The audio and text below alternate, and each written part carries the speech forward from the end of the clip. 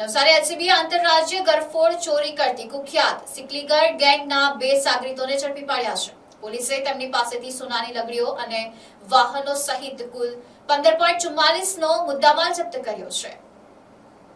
નવસારી જિલ્લામાં વધતી ચોરીની ઘટનાઓને અંકુશમાં લેવા એલસીબીની ટીમો કાર્યરત હતી. ટેકનિકલ સોર્સિસ અને બાતમીદારોની ચોક્કસ માહિતીના આધારે એલસીબી પીઆઈ વિજય જાડેજાના નેતૃત્વમાં પીએસઆઈ વાયજી ગઢવી અને એમબી ગામિતની ટીમે નસીલપુર ગામમાં બુલેટ ટ્રેનના બ્રિજ નીચે વોચ ગોઠવી હતી.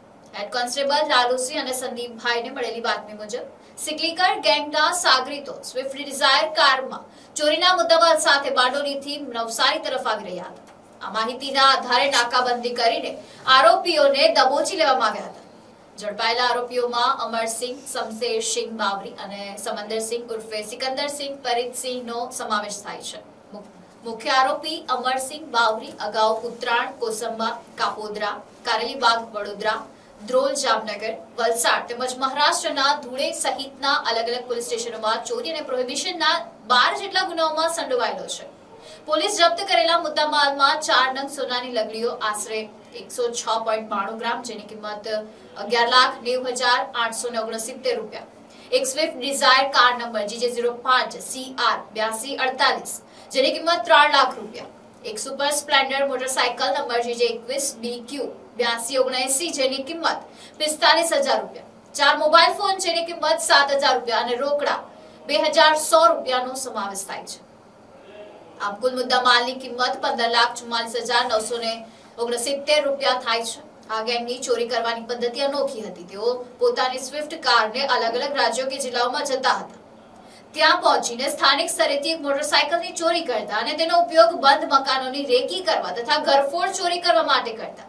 ચોરીને અંજામ આપ્યા બાદ તેઓ ચોરીની બાઇકનું કોઈ અવાવરી જગ્યાએ ફેંકી દેતા અને પોતાની લક્ઝરી કારમાં ચોરીના મુદ્દામાલ સાથે ફરાર થઈ જતા હતા.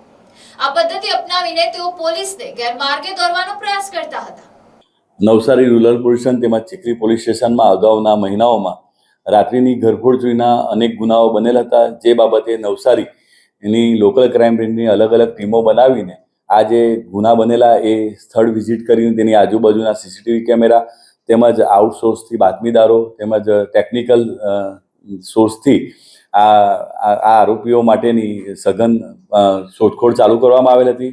જે અનુસંધાને લોકલ ક્રાઇમ બ્રાન્ચના પોલીસ અધિકારી અને કર્મચારીઓને બાતમી મળે કે સુઝુકી કંપનીની સ્વિફ્ટ ડિઝાયર કાર નંબર GJ05CR8248માં આ 2 આરોપીઓ છે એ આ મુદ્દામાલ સાથેથી પસાર થનાર છે. જેથી એ લોકોએ નાકાબંધી કરીને નસીલપુર જે બુલેટ ટ્રેનની બ્રિજ નીચેથી 2 આરોપીઓને આ કારમાં પકડી પાડવામાં આવેલ.